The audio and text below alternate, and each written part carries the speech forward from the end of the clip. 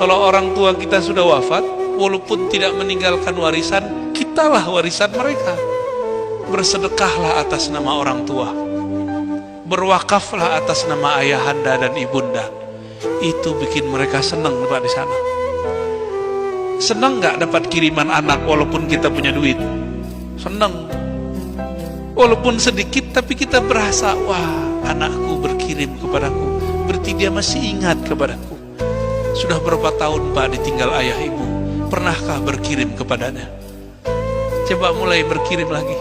Jangan cuma kirim Fatihah, kirim sedekah cepat, kirim wakaf cepat itu.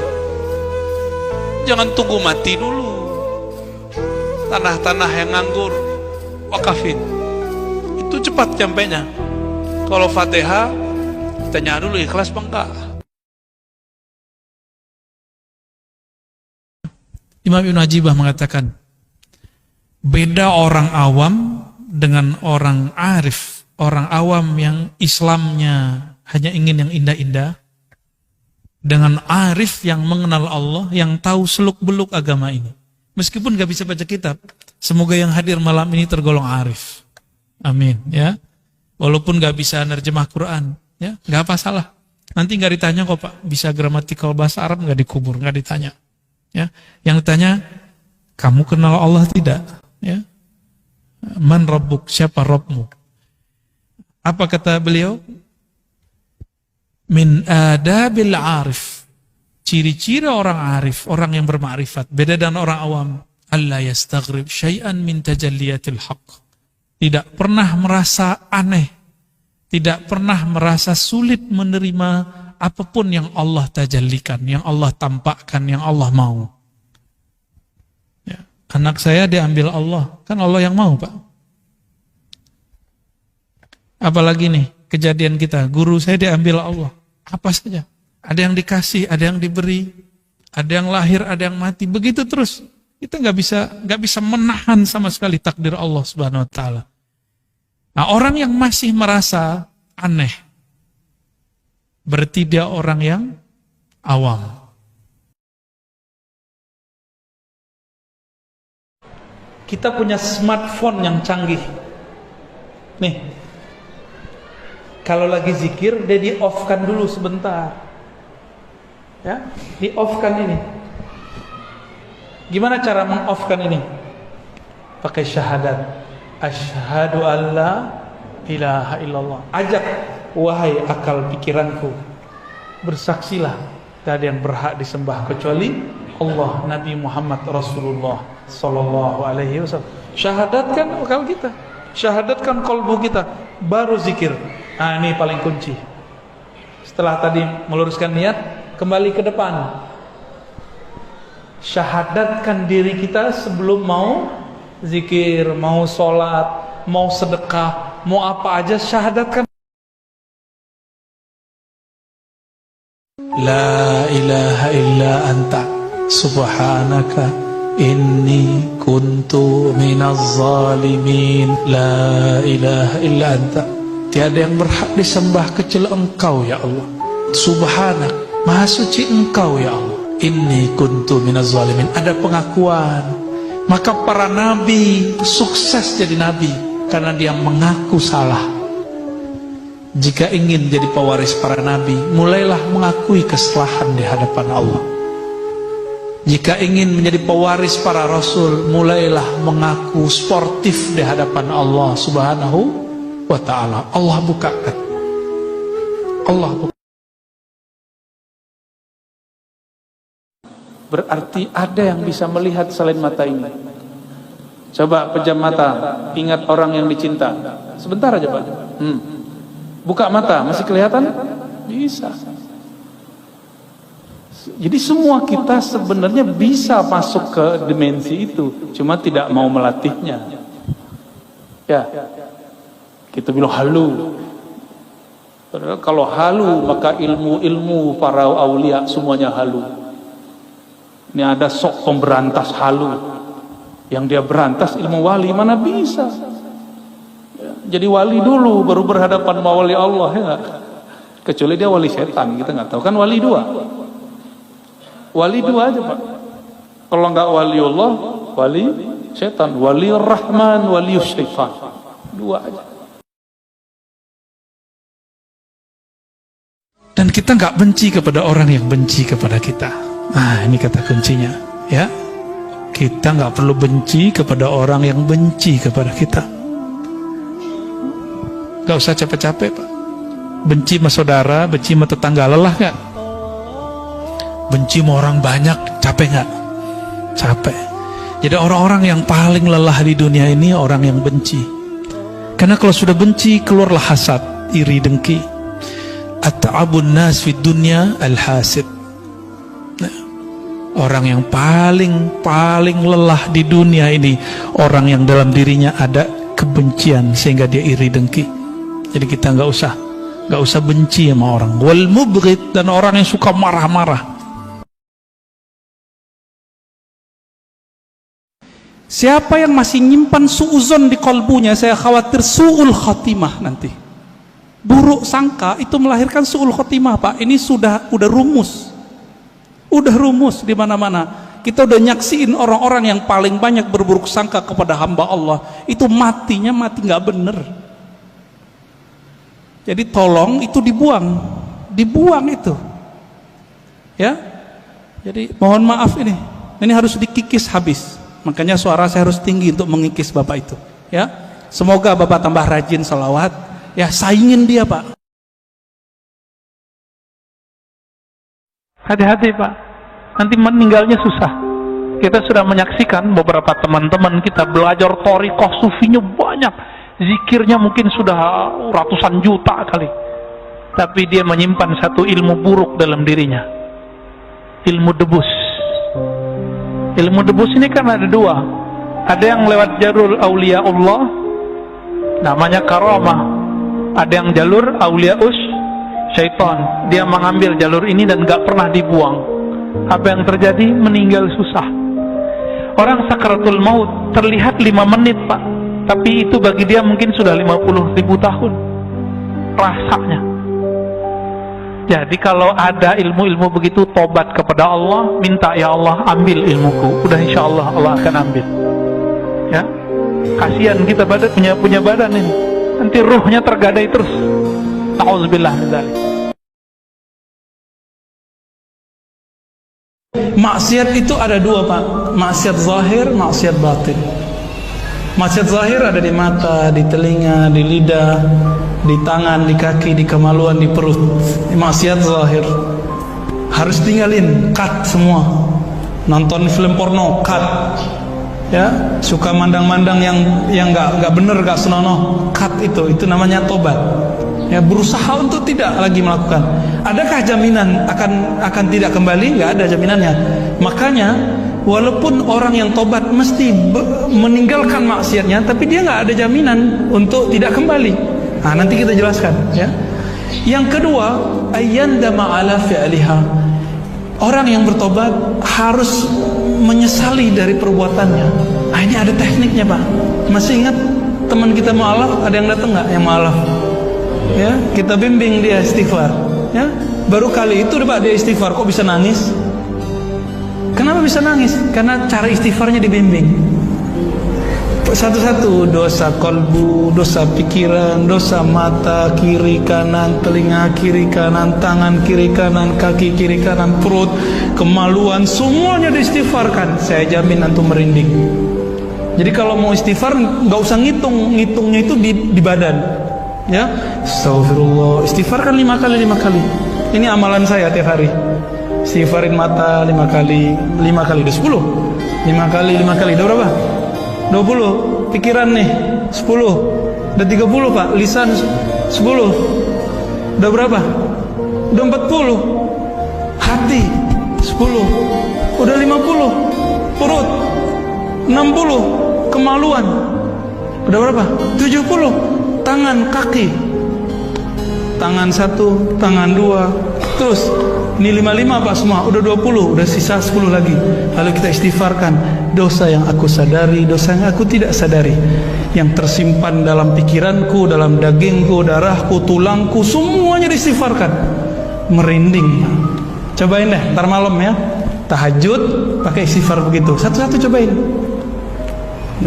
Kita sudah praktekkan itu di mana-mana dan itu bikin meleleh, nangis.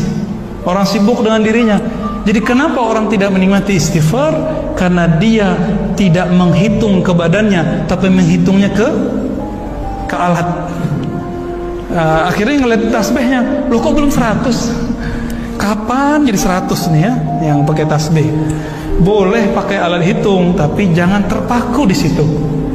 Hanna qalbi lahu fadha syauqan ilaih lastu arju siwa syarbatan min yad. Ada waktu saya ke Palembang, ada anak muda pinter nanya. Pertanyaannya gini, coba pikirin jawabannya. Bu ya, kalau kita sholawat ke Nabi, Nabi kan jawab. Kalau ini sebanyak, ini berapa orang nih? Rame gitu, banyak gitu. Sebanyak ini sholawat, Nabi jawabnya gimana? Gimana cara jawabnya? Dia anak cerdas pakai ini.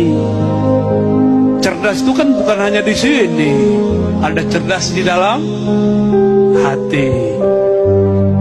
Saya bilang ente cerdas, tapi ada satu yang kurang. Apa itu? Kamu baca nggak dalam Barzanji? Anta syamsun, anta badrun. Apa arti anta syamsun? Engkaulah matahari. Coba lihat, matahari kalau nyinari kita ini banyak. Sebanyak ini orang, kalau matahari menyinari kita, mataharinya berkurang nggak? Tambah lagi sebanyak ini, berkurang nggak? Tambah lagi sebanyak ini, berkurang nggak? Paham maksudnya? Rasulullah itu disebut anta syamsun. Engkau bahkan lebih indah, lebih dahsyat sinarnya daripada matahari. Kalau matahari dicipta setelah Nabi Muhammad, berkah nur Nabi Muhammad sallallahu alaihi wasallam. Jadi zahir-zahir nur Nabi Muhammad itulah jadi matahari. Karena nur matahari, dia usyams, sinar matahari, rumput hidup. Cahaya matahari, sinar matahari itu adalah percikan dari salah satu cahaya Rasulullah sallallahu alaihi wasallam. Maka setiap tumbuhan yang tumbuh karena cahaya matahari, dia tumbuh karena percikan nur Nabi Muhammad sallallahu alaihi wasallam. Coba kalau ada orang hidup tidak dapat cahaya matahari, mukanya gimana? Pucat. Benar, sakit gak ntar? Sakit. Paham? Maksudnya apa ini? Orang kalau jauh dari Rasulullah, jauh dari cahaya asyams, anta syamsun, dia pasti berpenyakit. Tapi penyakitnya bukan di tubuh zahirnya, penyakitnya dalam tubuh batin. Antum mengira bertorikoh itu meninggalkan dunia. Bukan. Bertorikoh itu nyatu dengan dunia secara fisik, tapi batinnya dengan yang maha batin. Alam ini zahirnya Allah. Batin kita apakah sudah dengan batinnya Allah? Itu torikoh. Kesadaran bahwa kita sedang dengan yang maha zahir, batin kita dengan yang maha batin. Kesadaran itu namanya torikoh. Dan caranya nggak seperti yang antum bayangkan, harus puasa sekian hari. Itu mau jadi ahli kebatinan namanya. Jadi torikoh itu beda orang beda cara, nggak saklok. Oh, kalau sama Kiai Fulan puasa dulu sekian hari, mutih. Enggak. Mungkin kita beda guru kali ya. Guru aneh kalau ngajar torikoh itu sederhana sekali. Dilihat kita masih kecil, umur 13 tahun, diajarin zikir yang ringan-ringan. Kamu zikir ini anak, dia pagi sore, pagi sore. Tapi setiap kali saya zikir, saya hilang Pak. Ntar umur 15, mulai dikasih zikir yang mulai ada angkanya besar, dilatih. Di umur 18 tahun, sudah kuat, zikir 70.000, segala macam. Bahkan umur-umur segitu. Antum sekarang udah umur 40, 50 masih ngomong begitu. Apa kata Imam Junaid? Di kitab ini tadi saya lupa bacain. Wahai anak muda, ya ma'syaras syabab, latihlah jiwamu sebelum tua. Latihlah badanmu sebelum renta. Karena nanti kalau badanmu sudah tua, sudah renta, kamu tidak sempat lagi mengikuti jalur-jalur ulama salafus soleh seperti saya ini.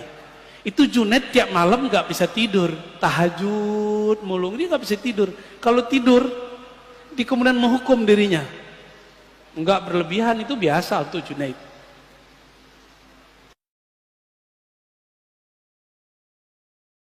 Orang yang bersabar, sahabat-sahabat bukan Allah, akan dapat satu rahasia. Rahasianya, dia Allah. Ini yang dikatakan dalam hadis, was-sabru dia. Sabar itu adalah dia, pelita cahaya yang akan menerangi di saat orang kemudian tidak terang pikirannya. Cobalah lihat orang-orang yang emosional, sepertinya pikirannya gelap. Ketika dia kaget, ketika dia ada masalah, seperti tidak ada petunjuk yang akan membimbingnya. Lain dengan orang-orang yang sabar, apapun yang terjadi, dia kemudian dengan tenang menjalaninya. Dia dengan sesuatu yang sangat dalam bisa menanggapi sesuatu dengan cara yang sangat baik. Wasabru dia, sabar itu menjadi pelita. Maka beruntunglah di satu keluarga ada orang yang sabar. Beruntunglah di suatu komunitas, di suatu majelis, di tempat bekerja ada orang-orang yang punya karakter ini. Maka tempat-tempat itu akan dapat sinar. Itulah yang disebut Nur Muhammad sallallahu. Inilah yang dikatakan oleh Rabi'atul Adawiyah. Silakan ini diamalkan nanti ya. Mungkin sudah pernah dijelaskan dulu oleh Abah Guru sekumpul. Astaghfirullah fi istighfari. Coba baca. Astaghfirullah fi istighfari. Kalau digabung, astaghfirullah fi istighfari. Ya Allah, ampuni aku dalam permohonan ampunku. Ampunkan aku dalam istighfarku. Ampunkan aku di dalam permohonan ampunku yang tidak sungguh-sungguh. Ampunkan aku dari istighfar yang masih ada hijab di dalamnya.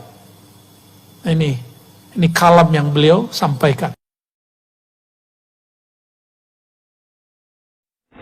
Apa beda insya Allah dengan iznillah? Sering nyebut biiznillah nggak? Apa bedanya? Tahu? Mau dikasih tahu? Main pakai-pakai aja ya. Bismillah tat. Bismillah apaan? Insya Allah itu masih ada peran kita di dalam secara zahir. Tapi kalau biiznillah mutlak milik Allah. Coba lihat ayat tentang Nabi Isa menghidupkan mayat. Itu beliau mengatakan biiznillah atau insya Allah? Biiznillah. Maka sebenarnya saat itu bukanlah Nabi Isa yang menghidupkan.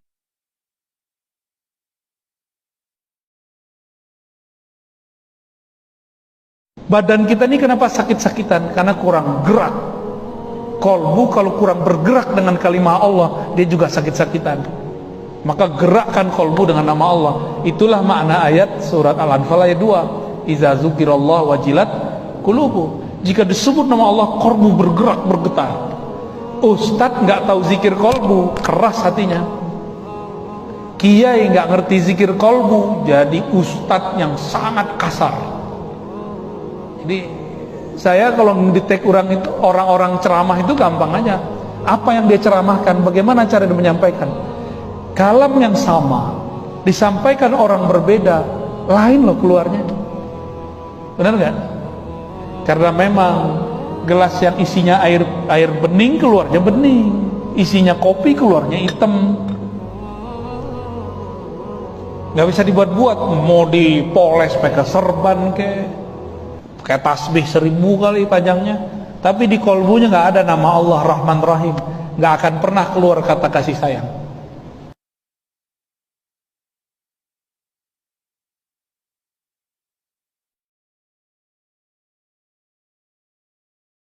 Karena adanya ilmu rahasia inilah yang tersimpan di kolbu dan ruh yang bisa meng-backup manusia menghadapi bencana ini. Puncaknya keluarlah si Dajjal. Dajjal ini saktinya bukan main, Pak. Pengikut dia orang beragama nanti. Pengikut dia orang beragama. Penampilannya seperti kita nih, pakai kopiah, ya, pakai baju koko, pakai sarung, pakai gamis. Tapi di dalamnya monster. Bagi dia beda dengan kami, halal darah. Ini sudah mulai muncul, Pak. Sudah mulai muncul. Ya, saya cuma berdoa semoga kita selamat semua. Ya, makanya pelan-pelan ngaji beragama itu jangan terlalu kusuk-kusuk. Yang tenang ngaji itu. Ya, datangin guru-guru mulia yang bersyarat kepada baginda Rasulullah SAW, supaya warisannya tidak hanya warisan teks, tapi juga warisan ruhani. Orang yang ngaji ketemu muka, dia dapat ruh. Tapi kalau cuma ngaji lewat YouTube, cuma kedapat data. Ya, maka saya berdoa untuk diri saya sendiri dan antum semua. Semoga Allah menjaga kita semua, membimbing kita semua. Ya, ini zaman sudah berat, semoga Allah ringankan. Wassalamualaikum warahmatullahi wabarakatuh.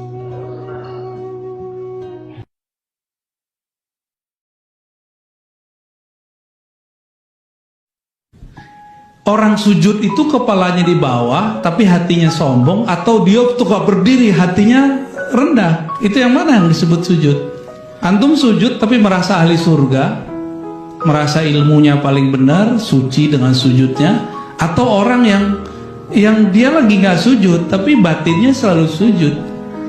Sujudnya zahir, kepala di bawah, sujudnya qalbu ketika hati kita merendah.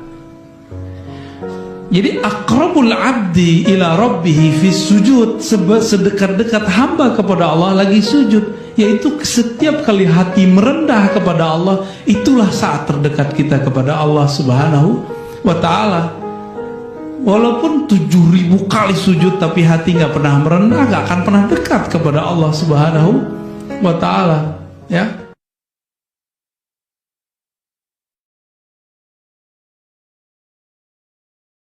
Benar nggak?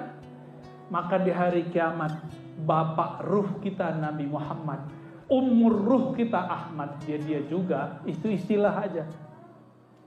Jadi ada istilah dari guru-guru kami, Ahmad ummul arwah, Muhammad abul arwah, istilah aja. Bukan berarti bapak fisik. Ahmad induknya ruh, Muhammad bapaknya ruh.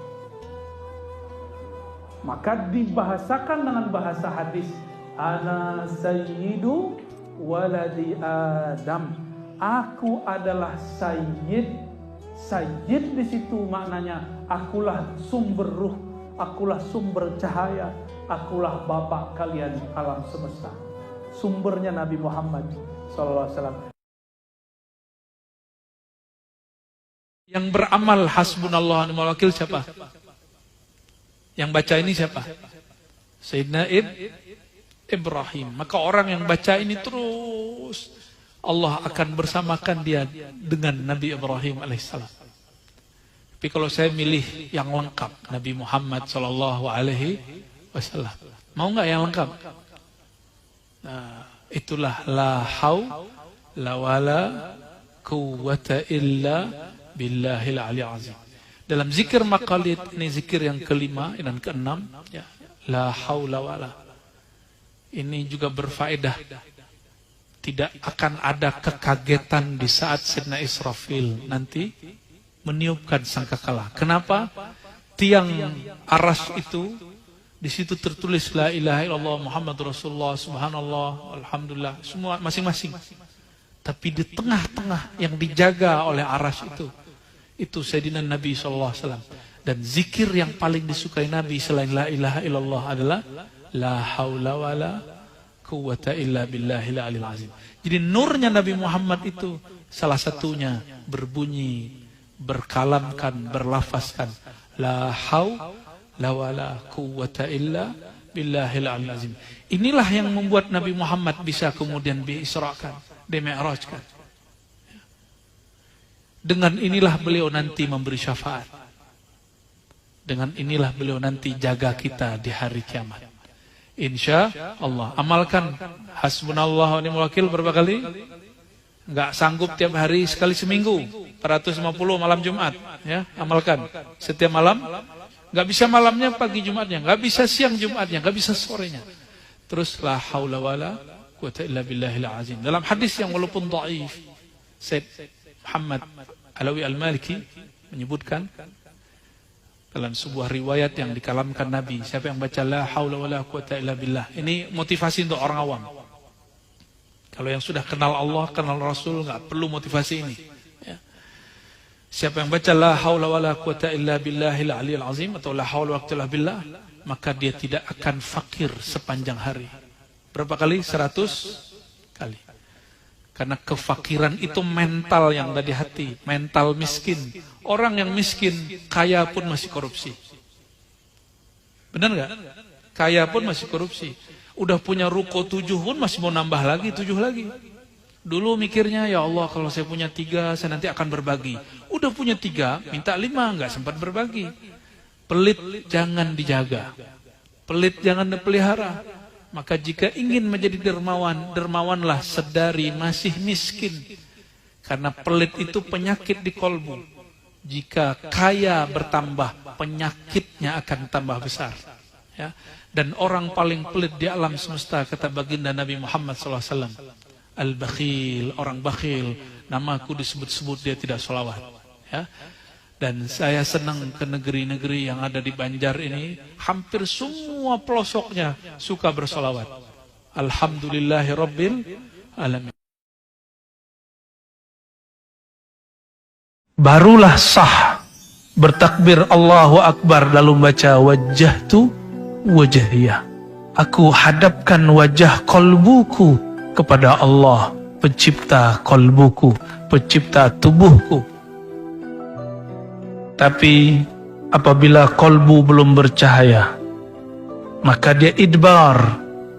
Lisannya baca takbir, mulutnya berqomat kamit wajjahtu, tapi kolbunya idbar, kolbunya mengingat selain Allah Subhanahu wa taala.